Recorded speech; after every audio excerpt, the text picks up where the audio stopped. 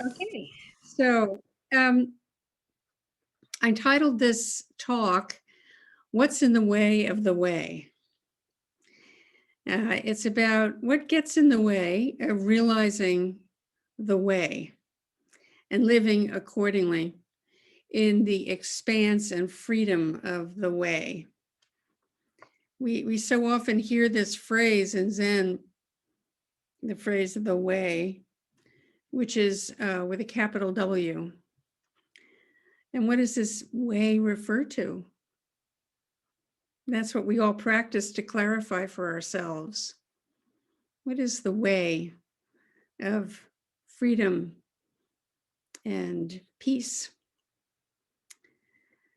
Well, the first thing that we can reflect on here is in the phrase that the phrase comes to Buddhism via the language of the Taoists. That comes from China and the spirituality of Lao Tzu.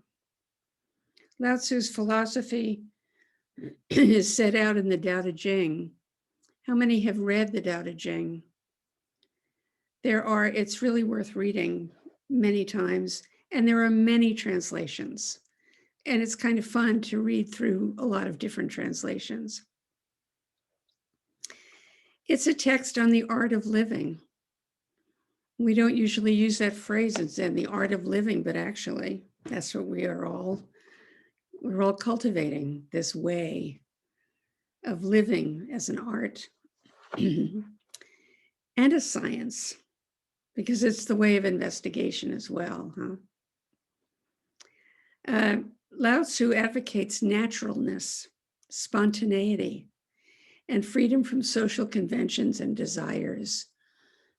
Excuse me. In the Tao, which means the way, Lao Tzu is referring to the ultimate order of things and the ultimate basis of reality. How do you live according to the ultimate order of things? The Dharma of Shakyamuni sounds a lot like this. Dharma means law, the nature of reality or universal truth. And the various teachings in Buddhism are called the turnings of the wheel of the law. In case you haven't heard that phrase, that's what it refers to. This isn't civil law.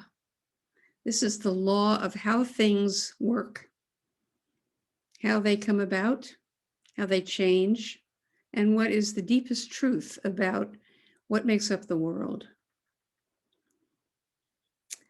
Both Buddhism and Taoism delve into the nature of experience and how we see the true way of things without deception or clinging to false beliefs. And in this resonance between the Taoist teachings and the Buddhist teachings, this co-arising, we come to what we call Zen. Zen encourages us not to linger in any mental construct about reality, not to get caught, not to get stuck in the words, in any thought, in any particular position or sensation, but to flow true to experience with the ever-changing conditions that comprise this moment by moment life that we live. So what we need to do, importantly, is learn how to relax enough to be able to flow in accord with the way. This isn't the relaxation of slovenliness or sloth. This is the relaxation that comes with deep faith and trust that our life is supported fully. It's complete. There's nothing missing. Relaxing deeply so that we can see that all our suffering stems from a forgetting forgetting that we are part and parcel of the flow of the way. This is a forgetting, because when we have an inkling, as comes along periodically in our life, and definitely in our life of practice over time, there is a sense of, oh yes, oh, I remember this. It's a deep feeling of intimacy and familiarity. Every moment is open in any circumstance, in all circumstances. And the suffering that we experience roots in separating from this, in judging and labeling, holding on to, fixating in a narrative about a self that's here and the world that's out there that we often label they. How often in a day do you use the word they when talking about what's going on in the world? They, over there, them, separate. So that's a primary sensibility that comes with really deeply relaxing. So what is the way of the way? We're always right here in the center of the experienced universe. We are always in the center of the universe. No one but me is experiencing the world like I do. That's all I discern directly in my own awareness of body and mind. When we notice and become weary of the same old difficulties and of always being embroiled in familiar troubles and dissatisfactions, the first thing that we have to do, that this practice is all about, is to see what's going on in our minds. This is especially evident when we're doing Zazen. We're attempting Zazen. In Buddhism, we receive tools that are really useful for observing what's going on in our minds. We have to be able to stop the show, to be able to see what's going on right here in our minds, to become aware in a way that opens the space for noticing how selective our awareness is. How selective our awareness is. This is, anytime we're really paying attention, it's hard to miss how selective awareness is. And I'm thinking about a walk that I take really regularly that includes a couple of fairly steep uphills. And usually I've been over the years just so aware of kind of the pain in my lungs when I'm climbing a steep incline. And the other day, I couldn't believe that I had never noticed that was just in the lungs, but the rest of the body felt terrific climbing that hill, those hills. Just great. So that's when that was a realization. It's like, oh, wow, I've just been dwelling in the part that was challenging and unpleasant and missing the great pleasure that comes from climbing the hills. So we use meditation as a tool to quiet our minds enough to provide us with a steady gaze so that we can notice what we're selecting to be aware of. And we can find, through doing this, respite from the waves and troughs of our reactivity.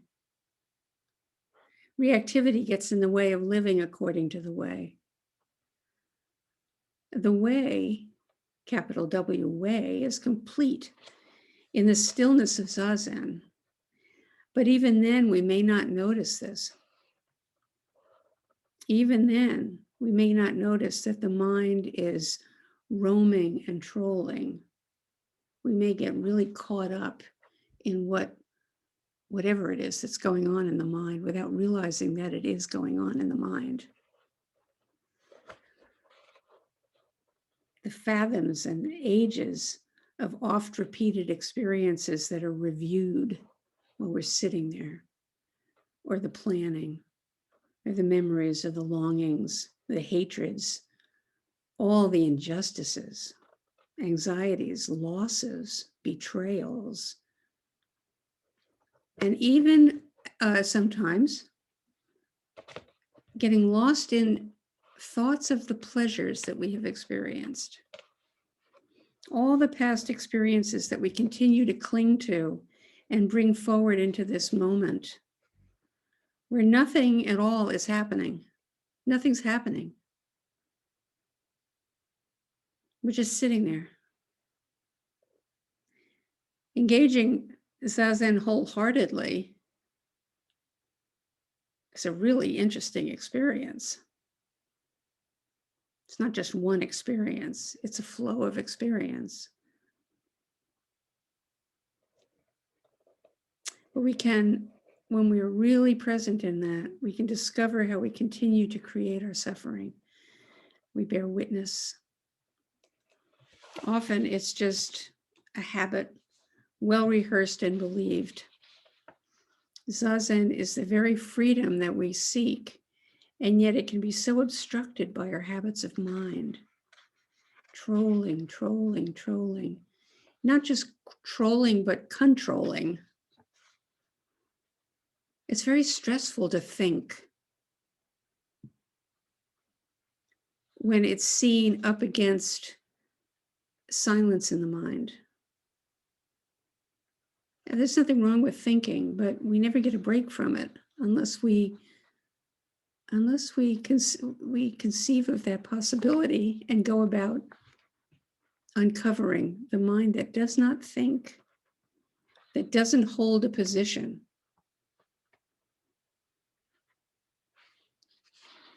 One of the other tools besides Zazen that we have is Precepts. We just had a precept ceremony last Sunday, 5 precepts. The way of the Bodhisattva invites us to use our clarity of mind and warm heart to be of service to the deepest truths, to keep alive a spirit of kindness, and to bring wisdom to all the circumstances of our life. Wisdom, meaning, in this sense, coming to every circumstance in our life as it truly is. The way offers these tools and their benefits to all beings. It's available, this is available to all of us. So it's our challenge as a human being to discern how to be caring in a human world that's filled with hatred and war, hunger, natural disasters. We are currently looking into very dark times. So when we talk about walking the way of the Bodhisattva, this isn't easily understood how to do this. We don't easily come to it. It's not readily available, and it's not in many ways solvable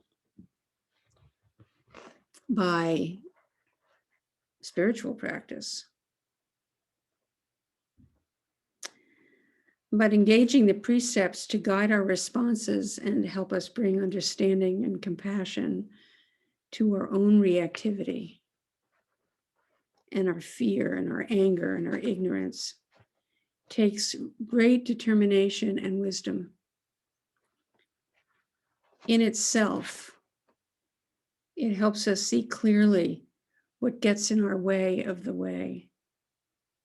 And the more we can see truly what's going on, the more we can offer our energies on behalf of benefit.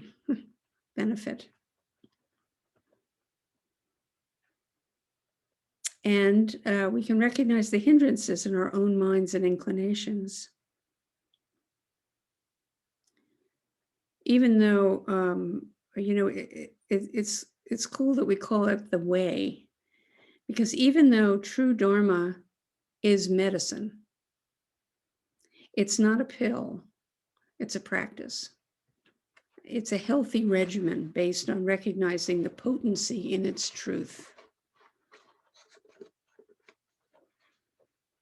So we take this medicine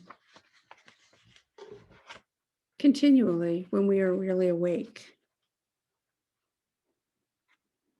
The Buddha taught the middle way to help us be true to the spirit of the precepts. Clarity, not holding tightly with severity or loosely with laxity, holding the precepts, but just enough that comes with remembering and considering and bringing forward the intention to be free from the kind of self-cherishing that we fall easily into and forget how we are connected and how we are adding to any situation. If we hold the precepts too tightly and rigidly, we close our hearts. And we add misery to the mountain of misery. A closed heart is a miserable feeling. And if we're neglectful, we fall back into ignorance and the self-delusion of duality, that I'm here and the world is out there. So looking again at the Taoist teaching, they extol three virtues: compassion, kindness, love; moderation, which includes simplicity and frugality; and humility or modesty, which sounds a lot like the qualities of a mature and awake human being. May we all strive for these qualities. Keep them in mind. What gets in the way? What gets in the way? In Buddhism, we say the 5 hindrances are what gets in our way. And I believe there was a class on this recently in our Tuesday nights. So the hindrances are, and so sometimes we specialize in one of these hindrances, or maybe we're generalists. I tend to be a generalist and engage all of them. Sloth, laziness, apathy, which can come about because we are constantly drummed with huge amounts of news of a disturbed world. So the middle way there again is taking time away to refresh and restore, to rest. The next one is sensual desire. We are creatures of the senses. There's nothing wrong with enjoying a good meal or lovely sex or the ballet, but to be aware when we get greedy because we don't want somebody to get something before us, when we're so attached to our own pleasures and our own needs that we tune out those around us. That gets in the way of an open heart and full awareness. It's a contracting around the sense of self. Ill will is another one, or hostility definitely comes up whenever we feel threatened. And it gets in the way of spacious mind. Anxiety is another one, which can be going on all the time without us even realizing it. And skeptical doubt comes up a lot, which is not really having faith that it is possible to tap into a heart that's really open and can be at peace, even if conditions are extremely difficult. We can refer back to the inmost spaciousness of the spiritual self, the spirit of the world, the magnificent energies that drive the green fuse of the world.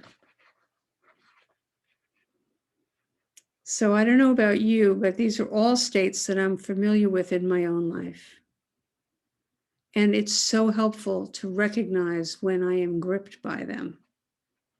And that's one thing that we do to restore ourselves to the way. When we get stuck, we can usually see that we've gotten caught in self-clinging in one of these states.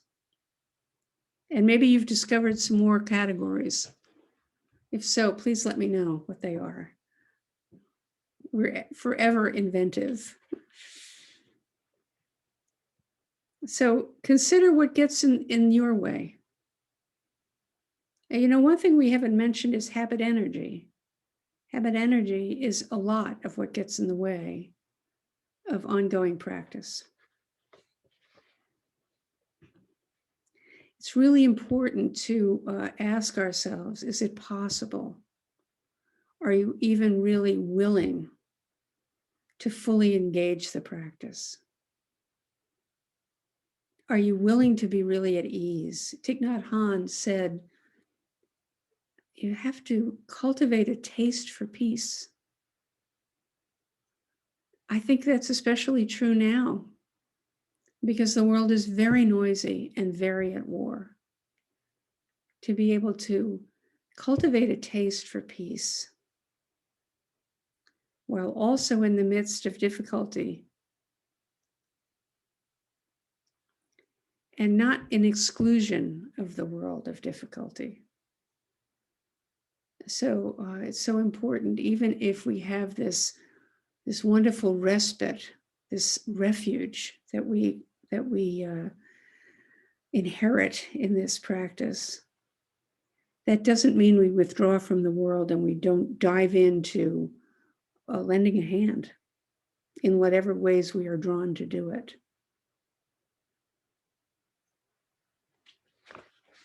When we first come to Zen practice, even if we've been reading about it for years, we're like a frog living in a well. This is an image I came across in Stephen Mitchell's book on the Tao. A bodhisattva says to us, let me tell you about the ocean. It's vast and deep. Huh? Says the frog. You can sail across it for days, for weeks, and never come to the end of it. Yeah, right. So there's the voice in any of us that says, sure, yeah, tell me another one. That's skeptical doubt. It contains trillions of quadrillions of living creatures, from the microscopic to the gargantuan. So this description of this vast ocean to a frog in a well. The ocean is so deep that fish living far down generate their own light. And then the frog says, what do you mean by fish? So that's where we are with practice. We don't always understand what's meant by the various teachings, the language of the Dharma. But we can ask, what does that mean? Not only ask somebody else what they mean by it, but what does it mean to me? How do I experience that? How do I experience these hindrances? Very important to tune into it. Not to say, I don't have any, but to say, oh yeah, here, this is how I cut off my life, how I restrict, how I limit. Our life is all about experience. We can only be aware of what we experience and how open we can be to it, how skillfully we can respond depends on our commitment to inquiry and a willingness to not always know, to recognize the limits to our own self-delusion. And also to notice if I am willing to experience peace. a peace that is not dependent on quiet or that everything be just so. That's conditioned peace. It's like conditioned love. It doesn't really nurture, it doesn't really satisfy. Unconditioned peace, unconditioned love. Not dependent on any kind of specific understanding, not dependent on words and thoughts, but rather it rests on how everything is just itself, as it is. Whatever is happening right now, which has no opposite. It is complete. Nothing apart from right now.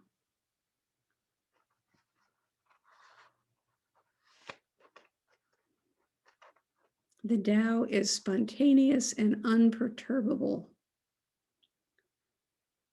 So we can look around and wonder what is true and not reduce our life to and our experiences to sentences about it. But be willing to not be able to speak about it. Willing to wonder. When spring comes, the grass grows by itself. When the autumn wind blows, the leaves find the ground. We have to be able to stop the show, to be able to see what goes on in our minds and let go. Just like the leaves in the wind.